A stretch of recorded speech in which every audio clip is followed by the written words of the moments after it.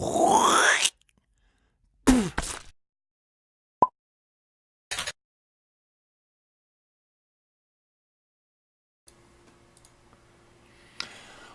up, everybody? How you doing? My name is Spytle, aka Jens Anderson. Welcome to another episode of Spyt-Takes. And right here we have my lovely wife and co-host, Ellen Anderson. Hey! So we decided, since we watch all of these shows together and we talk about them anyway, I come up here in my little cave and then I just talk about them with all of you guys, and she's kind of downstairs or over here not doing anything. And you love these shows, right? Yeah, they're awesome. Well, some of them. You love some of them. Not all of them, but some of them, right? Well, sometimes the dogs get a little out of hand. I could use the help. So. Yeah, exactly. So, well, thankfully my mom's still visiting and she's got the dogs wrangled downstairs. But who knows? We might make this a whole family affair, and Bunsen and Penelope might be sitting on our laps at some point. We don't know. All right, so anyway, starting off a new chapter here. You're my regular co-host on this now, right? Yes, I am. Yeah, give it up. That's right, lady. Ooh, no shock. I know. I'm saving that for later. Do you know she shocked my eyeball this week? Like, literally shocked my eyeball. She was like, "Oh, you have a little fuzz on your ah." And she, I want everyone to know his eye hurt my finger so badly. She goes, "You hurt my finger." I'm like, "You hurt my eyeball." Good Lord. All right. Anyway, let's get started with this show here because we got a limited amount of time to do stuff. But we're going over 3 shows today, right? Librarians, Sleepy Hollow, and Gotham. Yes. Now, you're not super caught up on Gotham, but you did just watch this last episode, so...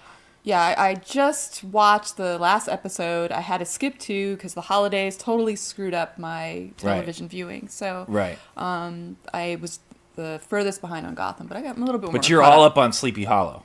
Yes, I am. You're all up in that Headless Horseman's business. Yeah, it's cool stuff. How could I not be?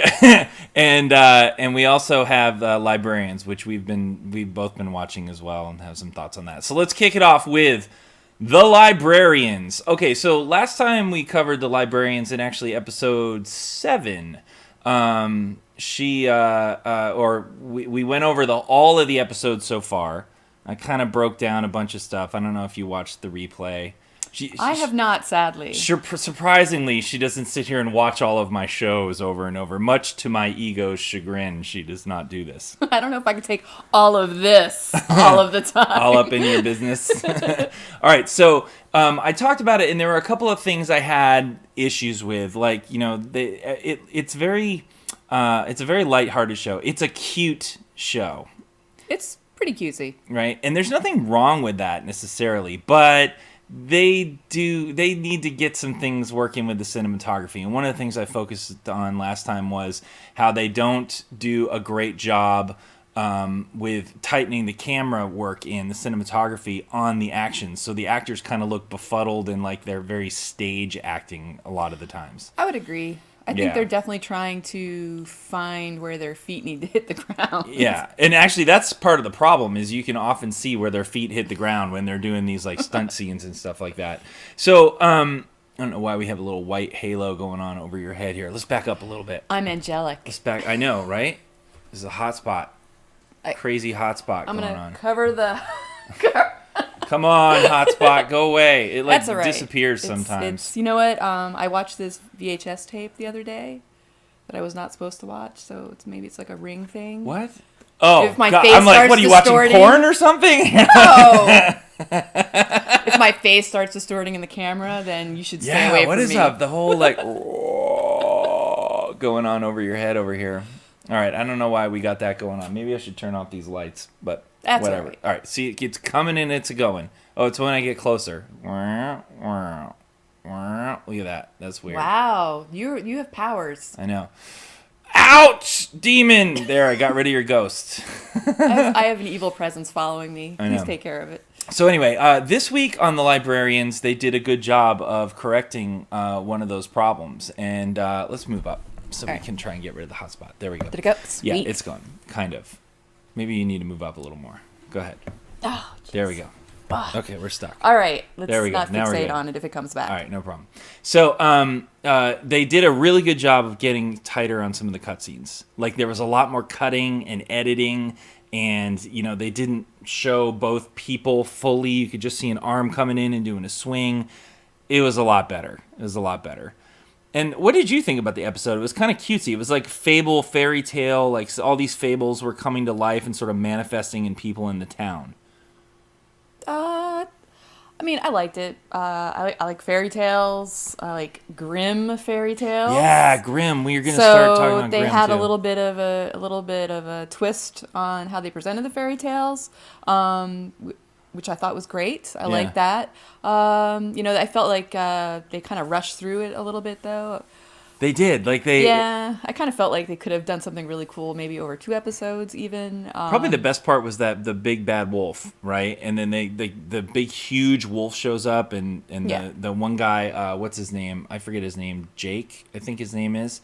Here's Jake. Yeah, Jake. So Jake, each of the characters that were on the show actually started manifesting different characteristics of different fairy tale archetypes. Right? So Jake was sort of like the hunter or the axeman from the woodsman from Snow White or from Little Red Riding Hood. He was sort of your hero figure. And very fitting for his character because he's a bit rugged. He's the swashbuckler. He's kind of the cowboy, so he's got the axe. So I totally got why they did that. He got in his Good signature decision. axe spin. He always does like some kind of weapon spin. The actor, he loves to be like, I'm about to kick your ass. Now I'm ready to kick your ass. He does that every time. I wish I had something to do it with. It's hard to do it without something in your hand. You just look ridiculous. Right. And as far as and I thought they did a good job with Prince Charming. No, see, that was weird. I liked it. No, I didn't like it. I liked the twist on that. I thought Why? Because it was a female, right? Oh, yeah, that's the only reason. No, I'm saying that's the twist, right? Is that they made what's her toast? Carrie Con, I forget her name. The autistic-y, well, the one she's not autistic. She's Gary. Mm-hmm. Bill. Now we know how you really feel. Bill, you can't do that, Bill. Anyway, she's like the Gary wannabe. So she was the Prince Charming. I couldn't figure it out the whole time. Like everybody's archetype was really clear to me, but all these people, all these women were sort of like throwing themselves at her. And I couldn't figure out who she was supposed to be. And I like that. I like that because I'm like, who is she supposed to be? And they're throwing themselves. And right before I figured out she was Prince, like literally almost when they said Prince Charming, I was just coming to that conclusion. You're like, and it's Prince Charming. And I like that because I hate when things are really predictable in shows. So that's probably why I like that. It was a little twist on it. Yeah, it was a twist. It threw me. I could identify everybody else, but I couldn't identify. Oh, I was already getting there, and something cool happened with the end with her, with the whole Merlin thing. Like she became Merlin and had the spell, and I liked how each of them sort of maintained and retained a quality of that. Like she has magic now, right? And so she can go like this, and Bill, and Bill. You can't do that, Bill. Come closer to me. Come. Yes, let's be close. Come hither. Come hither. There we go. Okay, now you're better on the screen. Okay, great. But the stupid Halo is back. Good Lord. I could have just stayed where I was. I know. The evil is back. Thank you. Anyway, so who else was in this? Eve ended up being the princess, right? But she was sort of a kick-ass princess. I like her character, Rebecca Romaine's character. Eve is pretty cool. She ended up being the princess. They all started wearing their costumes too. But again, as I said last time, her hair was better. Yeah, her hair kept growing. Like she was getting that Rapunzel right around like thing. This length. I was like, she should keep that. Yeah, it looked so maybe good. she'll get that as part of her thing that will. she gets to keep. So longer hair. This lady on the left that of the Librarians thing, she gets magic, and Rebecca Romaine's character gets hair. Hey, you got to pay a lot of money for hair extensions, so. Oh, really? Oh, yeah, you got to keep that stuff up. Too. Hair extensions are weird. Women spend an incredible amount of money on their hair. You would be shocked. Like because when I was younger, I went out with this girl that had like hair extensions, but she had like the whole like crown thing that goes. It's like a line of like thing that goes around your hair under your hair. It's gnarly. Looks weird. Good from afar, but once you get close and personal, it's pretty. I didn't janky. get close and personal with her. You're the only one I've ever been close and personal with. Oh yeah. I'm sure. I'm sure of that. Anyway, so Ezekiel was the cool character again. This guy, the thief guy, he was awesome. Like he and John Larroquette's character are the best characters on the show. So yes, this guy actually, they were turned into kind of like these different, archetype characters, and he was turned into himself. He's like a thief and a rogue. He was called the Jack of these stories, and he sort of saves the day. So this is the second, or this is actually the third episode that Ezekiel's been the focus of, and he's been awesome. They need to get that guy in there a lot more. He's focused on Ezekiel. Ezekiel's the thing, and keep doing what you're doing with the cinematography and getting closer in on the action. That was really good. So silly episode, silly show. Fun, getting better. I do like it. You know what it kind of reminds me of, but it's not as good as, is when, remember Eureka? Oh yeah, I remember Eureka. So when Eureka started, they were having a little bit of trouble finding their footing and developing their character. Well, actually, I think they did a better job developing their characters a little faster. Right. And they also had a pretty decent cast.